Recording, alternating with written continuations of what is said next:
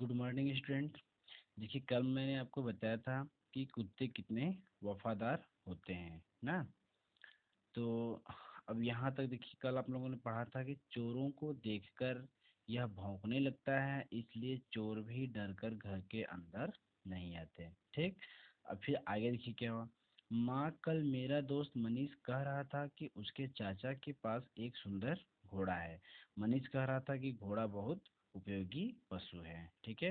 यानी कि अमन ने जब अपनी माँ से यह बात बताई तो देखिए उनकी माँ ने क्या कहा। हाँ बेटा, घोड़ा बहुत काम का पशु है ना। यानी जिनके पास घोड़ा है उनके पास वे क्या करते हैं, इसे सवारी करने का काम लेते हैं और माल ढोने का काम भी लेते हैं। यह तांगा भी खींचता है। पुराने जमाने में तो घोड़ा लड़ाई के मैदान में भी जाता था। ठीक। घोड़ा बहुत स्वामी भक्त होता है। तांगा देखें आप लोग, टांगा होता है, एक तरफ घोड़ा होता है, दोनों तरफ चक्के होते हैं और बीच में कुछ टाली नुमा बना दिया जाता है जिसपे आप बैठ करके सवारी करते हो। इसलिए महाराणा प्रताप का घोड़ा चेतक आज भी याद किया जाता है ना। महाराणा प्रताप का घोड़ा जो था वो बहुत तेज दौड़ता था, हवा से बातें करता था।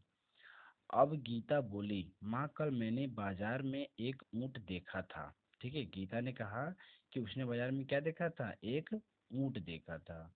अब बताओ ऊंट हमारे किस काम आता है। ठीक है। तो देखिए ऊंट के भी बहुत सारे काम हैं। माँ ने क्या उत्तर दिया, बेटी ऊंट भी सवारी करने, माल ढोने के काम आता है। ठीक। यानी ऊंट से भी हम सवारी कर सकते हैं, अपने जो सामान है उसको एक जगह से दूसरी जगह तक ले जा सकते हैं। यह हमारे देश के रेगिस्तान भागों में पाया जाता है। ठीक है। यानी ऊंट जो होता है ये ज़्यादातर रेगिस्तान में पाया जाता है। रेगिस्तान में क्यों पाया जाता है, क्योंकि वहाँ पर अधिक से अधिक बालू होता है। तो ये ऊंट क्या होते हैं, बालू पर बहुत तेजी से दौड़ सकते हैं, इसलिए इसे क्या कहते हैं, रेगिस्तान का जहाज भी कहते हैं। ठीक। अब देखिए, गर्मी के मौसम में ऊंट लगभग 1 सप्ताह तक तथा सर्दी के मौसम में लगभग 7 सप्ताह तक बिना पानी के जीवित रह सकता है। ठीक है। कैसे रह सकता है, ये यहाँ पे जो इसका हम्प बना हुआ है ना इतना, इसमें ये क्या करता है, पानी संचय कर लेता है, इस पानी से अपना काम चलाता रहता है। यानी गर्मी के मौसम में ऊँट लगभग 1 सप्ताह तक और सर्दी के मौसम में ऊँट लगभग 7 सप्ताह तक बिना पानी पिए रह सकता है। अब देखिए इसकी एक्सरसाइज क्या है। ठीक है। क्या समझा आपने, गाय बगीचे में क्या कर रही थी।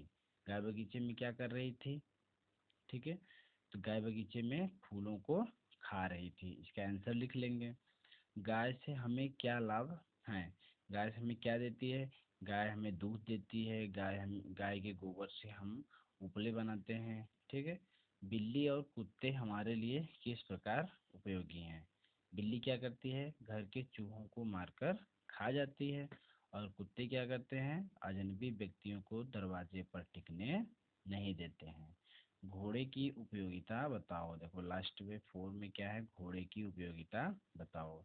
घोड़ा किस उपयोग में आता है, घोड़ा तांगा खींचने, ठीक ना, उसके बाद सवारी करने और माल ढोने के काम में भी आता है। ठीक है। ऊँट कहाँ पाया जाता है और किस काम आता है। ऊँट कहाँ पाया जाता है, ऊँट भारत के रेगिस्तान यानी भारत के राजस्थान एरिया में पाया जाता है। और किस काम आता है यह किस काम आता है ऊँट, सवारी ढोने के काम आता है। अमर और गीता कहाँ खेल रहे थे।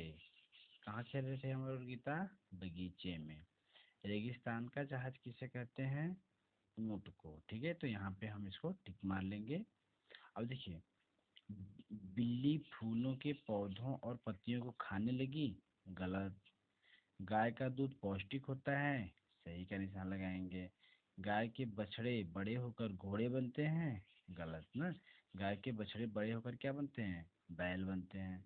बिल्ली चूहों को मारकर खा जाती है, सही। ठीक। तो इस तरह से ये आपका खत्म होता है। अब यहाँ पर आपको इसके अर्थ लिखने हैं, भाषा की समझ में आपको इसके अर्थ लिखने हैं, इसको होमवर्क में करके लाएंगे। ठीक। और यहाँ पर इसको भी होमवर्क में करके लाएंगे। जैसे ये दिया ना, कष्ट फलदायक कष्टदायक अर्थात कष्ट देना ना, कष्ट दे रहा है। फल धनदायक फलदायक, प्रेरणा धनदायक प्रेरणादायक, सुख धनदायक सुखदायक। ठीक है, सुखदायक का अर्थ क्या हो जाएगा, सुखी होना, प्रेरणादायक प्रेरित होना, फलदायक यानी फल मिलना। ठीक। अब देखिए पशु हमारे मित्र, पशु हमारे मित्र, इस पे आपको 5 लाइन लिख करके भेजनी है। कितनी लाइन, 5 लाइन। ठीक है, तो इतना आप लोग काम करके भेजेंगे।